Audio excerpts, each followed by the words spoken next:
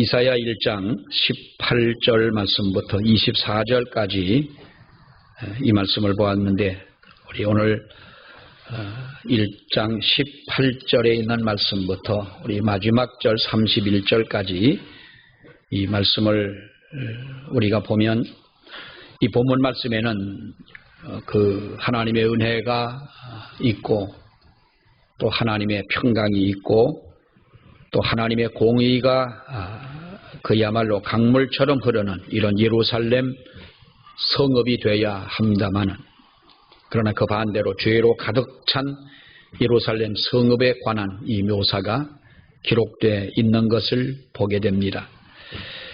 21절 23절에 있는 말씀을 보면, 신실하던 성읍이 어찌하여 창기가 되었고 정의가 거기 충만하였고 공의가 그 가운데 거하였더니 이제는 살인자들 뿐이었도다.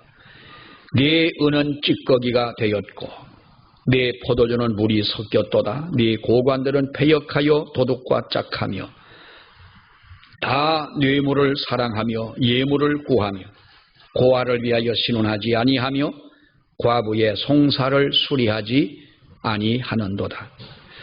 우리가 이 21절로 23절에 있는 이 말씀을 보더라도 이 구절 속에서 당시의 유다 백성들이 하나님을 떠나면서 총체적인 도덕적 그리고 문란한 이러한 삶에 빠진 것을 이 말씀 속에 잘 묘사하고 있다라고 생각을 합니다.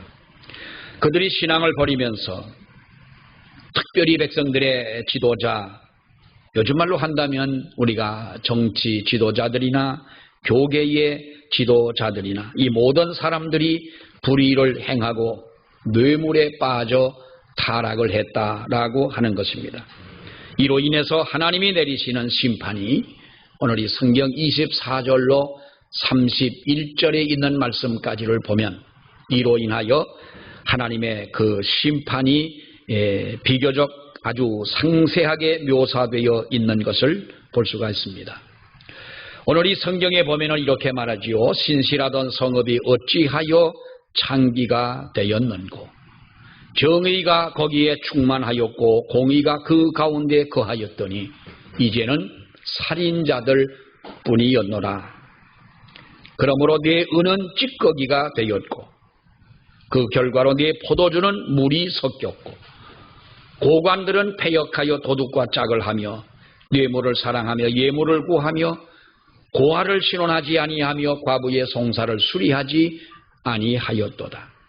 여러분, 이것을 우리가 이 성경을 보더라도 그들이 얼마나 타락한 이 모습을 하고 있느냐라고 하는 것이죠.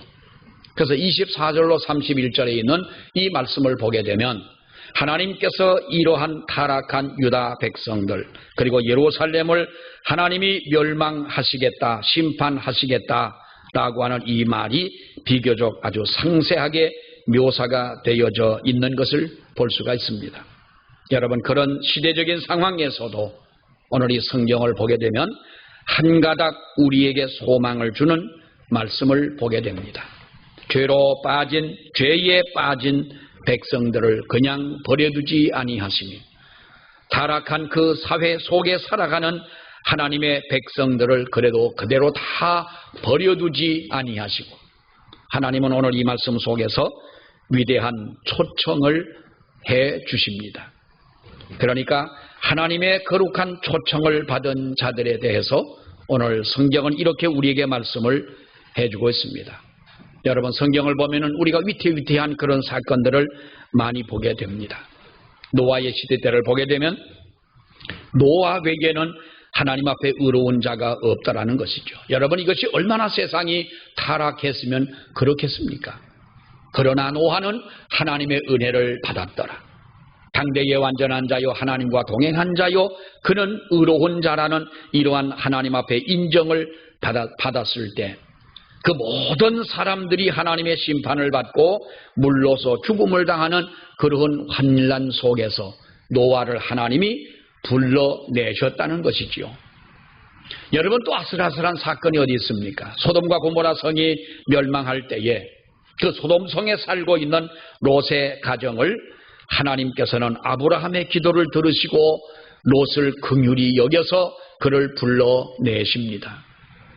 노아의 가정은 8식구가 100% 구원을 받습니다. 그런데 여러분, 롯의 가정은 어떻게 됩니까? 성경에 보면은 롯의 가정이 롯의 2 딸과 그리고 롯의 2 부부와 그리고 그 정혼한 약혼한 또 약혼자들과 이렇게 그 6 식구들이 살고 있었습니다. 하나님은 그들을 불러내십니다. 너희가 오늘 밤에 이 소돔과 고모라를 떠나라는 것입니다. 그런데 여러분, 성경은 이렇게 말하지요. 롯의 2 사위는 장인의 말을 농담으로 여겼고 그래서 그 말씀을 따르지 않았습니다. 그러다가 소돔과 고모라가 멸망할 때에 그 2 사위도 다 죽음을 당하고 맙니다. 하나님은 이제 롯의 2 부부와 2 딸에게 말씀을 하십니다. 너희는 뒤를 돌아보지 말고 가라는 것입니다. 그런데 여러분, 우리가 어쩌면 자기가 살아오던 그 정들었던 성읍 아니겠습니까? 타락했지만은 정들었던 성읍이고 정말로 떠나기가 아까웠던 이 소돔성을 바라보던 뒤돌아보던 롯의 처는 소금 기둥으로 굳어버리고 말았다고 하는 사실이지요. 그러니까 여러분, 믿음으로 살던 노아의 가족은 100% 하나님께서 그를 구원했습니다. 그러나 소돔성에 있던 롯의 가정은 그야말로 50%밖에는 구원을 받지를 못했지만은, 그러나 그 결과도 아름다운 결과를 가져오지는 못했습니다. 여러분, 우리가 이 말씀을 보면서 하나님은 그러나 이 모든 세상이 타락하고 도덕적 문란한 이 사회가 되어져 버리고 하나님을 등지고 타락한 사람들이 모여 사는 이러한 세상일지라도 하나님은 하나님의 택한 백성은 결코 버리지 아니하신다는 겁니다. 18절에 있는 말씀을 보면은 이렇게 말합니다. 여호와께서 말씀하시되 오라 우리가 서로 변론하자. 너희의 죄가 주홍 같을지라도 눈과 같이 휘어질 것이요 진홍같이 붉을지라도 양털같이 되겠다. 여러분, 이 구절에서 우리가 서로 변론하자라는 말씀을 합니다. 하나님께서 타락한 세상에 살고 있는 하나님의 백성들을 부르실 때에 너희가 나와 변론하자는 이 말은 나하고 어떠한 주제를 놓고 논쟁하자는 말씀이 아닙니다. 서로 만나 이성을 가지고 우리들이 한번 생각을 해보자는 거지요. 서로 만나 하나님께서 이 성의 도성에 살고 있는 하나님의 백성들을 만나주시고 무엇이 옳고 어디를 가야 하고 무엇을 해야 하는지를 우리가 한번 생각을 해보자는 것입니다. 사랑하는 여러분, 신앙생활에서도 사람들은 이성이 필요한 줄로 믿습니다. 이성이 없는 믿음은 지혜가 없는 열정과도 같은 것입니다. 사람들의 열정은 좋은 것입니다. 그러나 진정 우리가 지혜 없는 열정은 여러분, 이것은 잘못하면 우리는 어쩌면 이것은 헛된 길을 달려가는 것과도 같을 것입니다. 우리가 신앙생활 하면서 이성이 필요하다는 것입니다. 믿음이면 됐지 무슨 이성이 필요하냐, 이렇게 말할 수도 있겠습니다만 여러분, 그러나 하나님께서는 냉철한 이성을 가지고 너희가 나와 만나고 그리고 무엇이 옳은지를 판단하고 어디로 가야 하는지를 분명히 방향을 정하고 지금까지 살아온 모든 삶들을 너희가 뒤돌아보라는 것입니다. 하나님은 죄 많은 유다 백성들에게 하나님과의 위대한 대면을 가지고 다시 한번 하나님의 사랑과 그리고 하나님이 베풀어 주시는 은혜를 깊이 너희가 생각하기를 원한다는 것입니다. 그런 위대한 대면이 있을 때에 이스라엘 백성들뿐만 아니라 어떤 백성들이라도 우리의 죄가 주홍 같을지라도 눈과 같이 휘어지며 진홍같이 붉을지라도 양털같이 희게 될 것이다 라고 하는 것입니다. 성도가 사는 길은 하나님을 만나 동행하는 길밖에 없다는 사실을 우리는 누구보다 실감하고 믿고 살아가는 저와 여러분들인 줄 믿습니다. 우리들이 살아갈 수 있는 길은 하나님이 주시는 은혜 외에는 우리가 살아갈 수 있는 힘이 없고, 그리고 지혜가 없고, 하나님의 은혜가 아니면 우리는 세상을 살아갈 능력이 없다고 하는 것입니다. 내 삶의 주인이 나다. 그리고 내 삶을 풍요롭게 하는 것이 돈이다. 그리고 우리가 이 세상을 지혜롭게 살아갈 수 있는, 남에게 지지 않는 비결이 바로 우리는 많이 알고 있는 지식이다. 이렇게 세상적인 것을 가지고 주장하고 그것을 믿고 우리가 살아갈 때에 사실 우리는 많은 것을 여러분 잃어버리고 맙니다.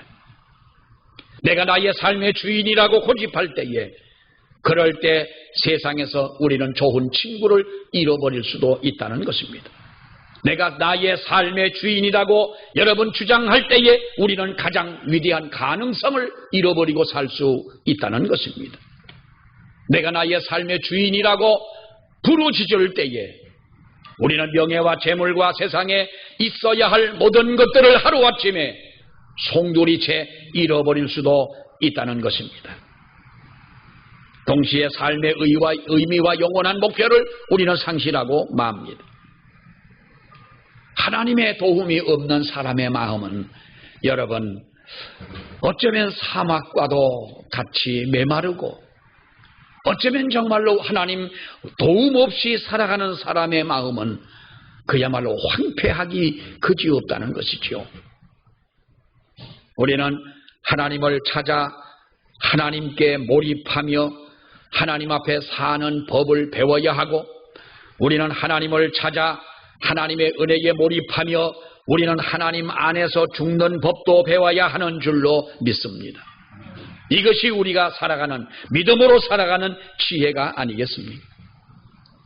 여러분 보세요. 우리가 천국에서 주님과 함께 거할 때에 그 영광에 익숙할 수 있도록 우리가 이 세상에서 주님과 함께 거하는 것을 우리는 체험하고 매일 우리가 경험해야 되지 않겠느냐는 것입니다. 이 세상을 살아가면서 주님과 함께 거하는 것을 경험하지 못하고, 내가 주님의 만나는 것을 체험하지 못하고 주님의 거룩한 그 은혜를 잃어버리고 산다면 하나님의 나라에 들어갈 수 있다라고 하는 것도 불분명하지만은, 혹이라 하나님의 나라에, 그 영광의 나라에 들어간다 할지라도 그 영광의 나라에는 너무나 우리는 익숙하지 못한 자가 되고 말 것입니다. 그러니까 성경은 우리에게 여러 가지로 비유적으로 말씀하고 있지 않습니까? 하나님의 나라가 어떤 곳이냐라는 겁니다. 고기를 잡아 좋은 것을 고르고 나쁜 것을 버리는 것이라고도 말씀하고 있습니다. 잔치집에 사람들을 초청을 해놓고 있는데, 좋은 음식을 차려놓고 즐겁게 잔치를 하고 있는데 예복도 입지 못한 어느 한 사람이 와서 앉아 있더라는 것입니다. 이것이 하나님의 나라. 하나님께서 말씀할 때 이렇게 말씀을 합니다. 그러면서 뭐라고 말합니까? 예복을 입지 않고 자리에 앉아 있는 그 사람을 어두운 데에 내어 쫓아가는 겁니다.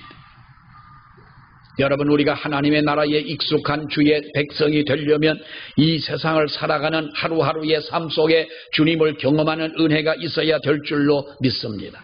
주님을 만나는 하나님 앞에서의 이 은혜의 체험이 우리에게는 가장 어떻게 보면은 이것이 여러분 신앙생활 하는 데에 1단계의 우리의 믿음이 아닙니까?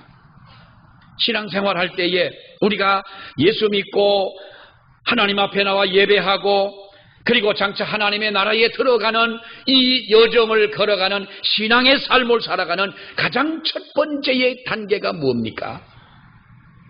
주님을 만난다는 것입니다.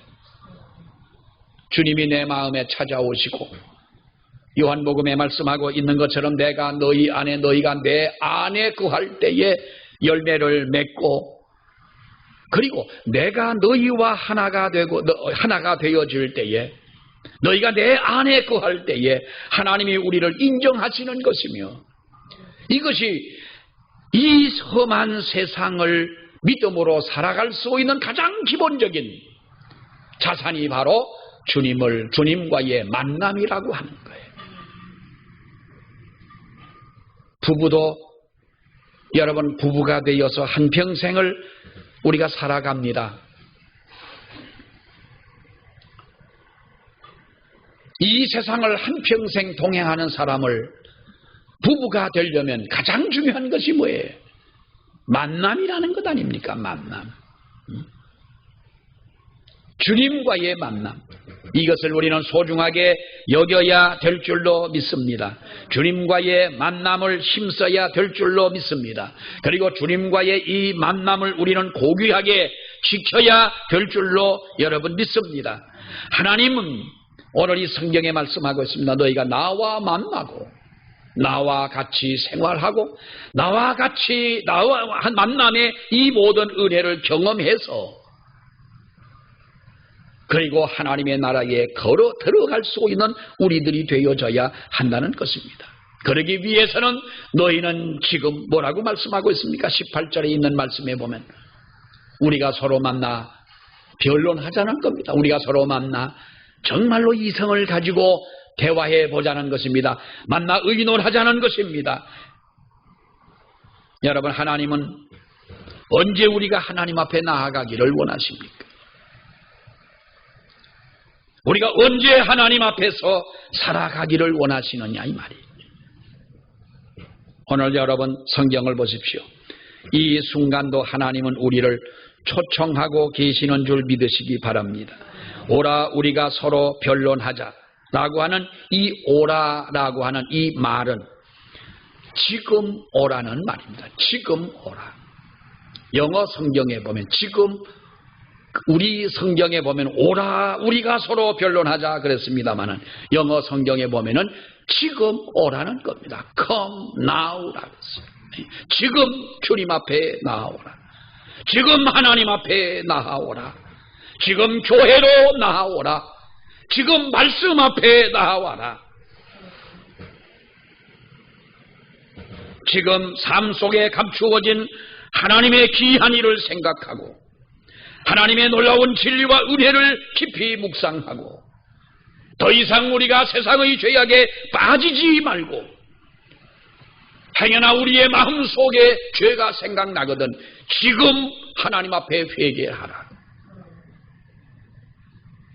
많은 사람들이 하나님과의 인격적 관계를 깊이 하는 데에 관심을 두지 못하고 믿고 살아간다. 이런 말들을 우리는 많이 듣습니다. 일주일에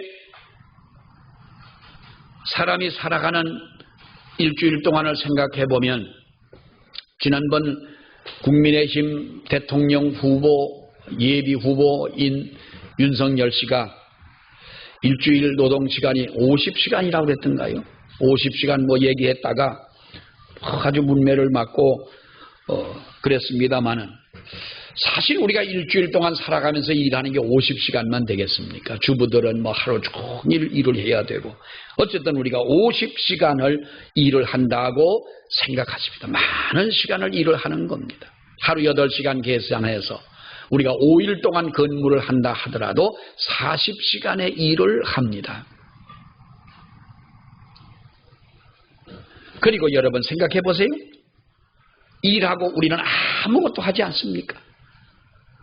40시간이라고 하는 것은 그야말로 일주일 동안을 놓고 볼 때에 이것은 여러분 3분의 1도 되지 않는 시간들이지만 그러나 그렇게 길게 느껴집니다. 사람과 사람과의 대화를 하며 이야기를 하며 우리가 놀고 즐기고 하는 데에는 얼마나 많은 시간들을 보내고 있느냐. 요즘에 젊은 학생들이 정말 문제긴 문제입니다. 이 젊은 아이들이 키는 옛날보다 키는 크지 않습니까? 키는 크고 한데 이 몸의 균형 감각이 이상하다는 거예요.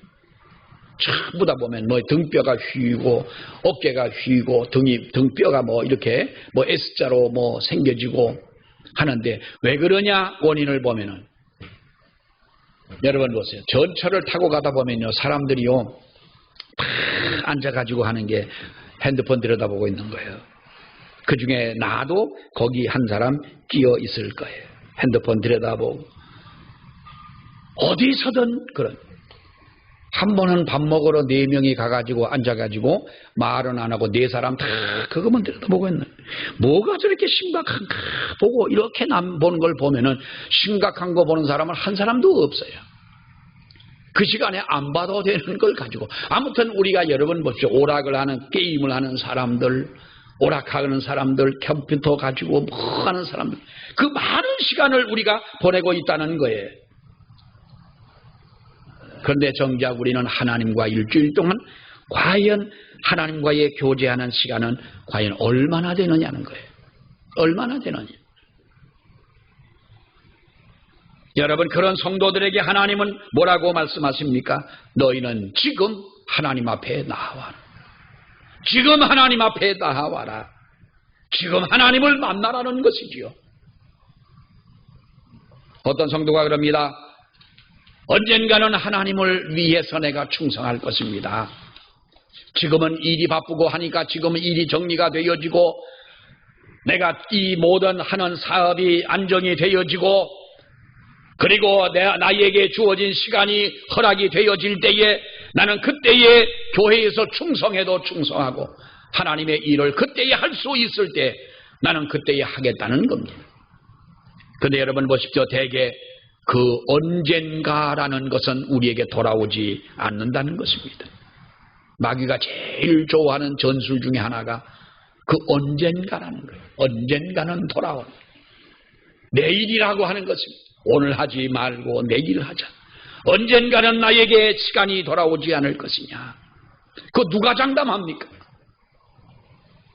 언젠가는 나에게도 하나님 앞에 충성할 때가 오지 않겠느냐. 그러나 그 언젠가를 누가 보자 하느냐 하는 것입니다. 성경에는 하나님께서 언젠가는 너희가 내게로 돌아오라고 언급한 곳이 한 군데도 없습니다. 하나님은 항상 지금 내게로 돌아와라. 이사야 55장 6절 말씀 보세요. 너희는 여호와를 만날 만한 때에 찾아라. 가까이 계실 때에 그를 부르라. 여러분 여호와를 만날 만한 때에 찾고 가까이 계실 때에 그를 부르라는 거예요. 여호와를 만날 만한 때가 언제입니까? 하나님이 가까이 계실 때가 여러분 언제입니까? 하나님이 저 멀리 떠나신 것 같은 느낌을 가지고 있을 때 우리는 너무나 답답해합니다. 하나님 없는 사람들이 여러분 그 중심을 보십시오. 얼마나 답답해하고 얼마나 고고해합니까? 얼마나 괴롭습니까? 얼마나 힘이 듭니까? 하나님을 만나야 할 때 하나님을 만나지 못했기 때문인 줄로 믿습니다. 이 말이 무슨 말입니까? 지금 하나님을 찾으라는 것 아닙니까? 고린도후서 6장 2절에도 똑같은 말을 합니다. 내가 은혜 베풀 때에 너를 듣고 구원의 날에 너를 도왔다 하였으니 보라 지금은 은혜 받을 만한 때요 보라 지금은 구원의 날이라. 지금을 강조하고 있지 않습니까? 은혜 받을 때는 지금인 줄로 믿습니다. 하나님의 손에 붙잡힌 바 되는 것은 지금 이 시간인 줄로 여러분 믿습니다. 지금 하나님의 은혜를 받으시길 바랍니다. 지금이라고 하는 이 시간을 놓치지 마시길 바랍니다. 회개할 것 있으면 하나님 앞에 꺼내놓고 회개하고 우리가 신앙생활을 하나님 앞에 열심히 해야 되겠다 생각한다면 여러분 언젠가 하는 것이 아니라 지금 해야 된다고 하는 것이죠. 2007년에 만들어진 영화, 개봉됐던 영화에 보면은 록키라는 영화가 있어요. 록키 발보아라고 하는 영화가 있습니다. 2차례나 세계 헤비급 챔피언을 지냈던 록키라는 이 사람이 현 헤비급 챔피언과 경기를 하는 바로 그 영화입니다. 근데 그 영화 속에서 보여주는 것이 뭡니까? 여러분 권투 선수가 상대와 주먹을 가지고 서로 때리는 겁니다. 맞아 죽을 수도 있는 것입니다. 정확하게는 잘 모르겠습니다만 1982년도인지 83년도인지 그때에 우리나라 권투 선수인 김득구 선수라는 선수가 있습니다. 가끔 우리 교회 나오는 김영목 집사님하고 뭐 한 동네 살고 뭐 잘 아는 어떤 그런 선후배 관계라고 합니다만은 그 김덕구 선수가 미국에서 맨신이라고 하는 선수와 이제 권투를 합니다. 그때는 15라운드예요. 15라운드. 지금은 그 김덕구 선수 이후에 너무나도 라운드가 길다. 이거 너무 정말로 잔인하다 해가지고 12라운드로 그 바뀌어지게 됩니다만은 저는 그때는요 80년대 초반에는 권투나 레슬링이나 이런 거 빼면 볼 게 재미가 별로 없습니다. 그래서 열심히 봤습니다. 김덕구 선수의 그 권투를 열심히 잘했습니다. 맨신이라고 하는 선수를 아주 죽도록 두들겨 팼습니다. 근데 마지막 라운드에 가가지고 한 대 맞은 것으로 쓰러지고 김덕구 선수는 일어나지를 못했습니다. 며칠 후에 그는 죽고 말았죠. 너무나도 그것을 아주 권투를요 그때에 그야말로 영과 진리로 예배하라 하는 것처럼 아주 영과 진리로라는 걸 봤어요. 빠져들어서 열심히 보고 그 권투에 빠졌었어요. 아, 이 선수가 한 대 맞고 쓰러져서 일어나지를 못하는데, 그리고 뉴스가 뭐라 날마다 그 김덕구 선수에 대해서 나오는 거예요. 혼수 상태고 병원에 가 수술을 했는데 뭐 깨어나지를 못하고, 어느 날 새벽인가는요, 그때 전도사 때 나가가지고 하나님, 저 미국에 아직 한국에 오지도 않았어요. 미국에 어느 병원 알지도 못하는 병원에서 수술하고 있다는데, 하나님 우리 김덕구 선수가 지금 뇌 수술을 하고 깨어나지 못한다는데 주여 살려 주시옵소서 그랬는데 죽었어요. 안타까운 것이죠. 권투라고 하는 것은요 어떻게 보면은 무지막지하고 잔인한 거예요. 헤비급 선수라고 하면은 그야말로 더 큰 선수들 아닙니까? 힘이 있는. 그 게임을 앞에 두고 로키는 훈련을 합니다. 근데 가만히 보니까 이 로키의 얼굴빛이 안 좋은 거예요. 트레이너가 묻습니다. 로키, 너 무슨 일이 있느냐? 무슨 일은 나에게 없다. 근데 내 얼굴이 왜 그러냐? 그러니까 너무나도 이 훈련이 내가 지금 힘이 들다는 거예요. 힘이 들다. 그러니까 트레이너가 이렇게 말합니다. 내가 지금 열심히 이 훈련을 하지 못한다면 상대방의 선수는 너를 작사를 낼 것이다. 그때 로키가 뭐라 그럽니까? 트레이너에게 나는 오늘은 지금 운동을 할 수가 없다. 그러니 오늘은 좀 쉬게 해주고 그만하고 내일 훈련을 하자라고 말을 하니까 트레이너는 이 로키에게 얼굴을 바싹 대고 뭐라고 말합니까? 내일은 없다는 겁니다. 내일은 없어. 오늘 너는 이 훈련을 해야 된다. 쓰러지더라도 해야 된다는 것입니다. 내일은 없다는 거예요. 이 말은 오늘에 충실하라는 것입니다. 하나님께서도 그렇게 말씀하십니다. 너희가 내일 하겠다고 미루지 마라. 두 번째 기회는 나에게 돌아온다고 생각하지 마라. 하나님의 은혜는 계속해서 너희를 기다린다고, 언제까지 기다린다고 생각하지 말고 보라. 너희는 지금 내게로 오라는 것입니다. 지금 하나님 앞에 나아오라는 것입니다. 그래서 하나님 앞에 나와 회개하고 용서를 빌라는 것입니다. 지금 하나님 앞에 나와 은혜를 사모하라는 것입니다. 은혜 받을 만한 때에 너를 불렀다는 것입니다. 지금이 하나님의 은혜를 받을 때라는 것이지요. 그럴 때 우리는 주홍같이 우리 죄가 붉다 할지라도 하나님은 눈과 같이 시게 해 주실 것입니다. 진홍같이 붉을지라도 양털과 같이 시게 해 주겠다는 것입니다. 사랑하는 여러분, 우리는 이미 이런 하나님의 은혜를, 이 놀라운 하나님 은혜를 체험한 저와 여러분들인 줄 믿습니다. 그처럼 은혜 받은 자로서 우리는 그러면 지금 어떻게 살아야 되느냐 하는 겁니다. 무엇보다 우리가 하나님 앞에 공의를 행하기에 힘쓰는 성도가 되어야 한다. 19절 20절에 있는 말씀을 보면 너희가 즐겨 순종하면 땅의 아름다운 소산을 먹을 것이며 너희가 거절하여 배반하면 칼에 삼키우리라.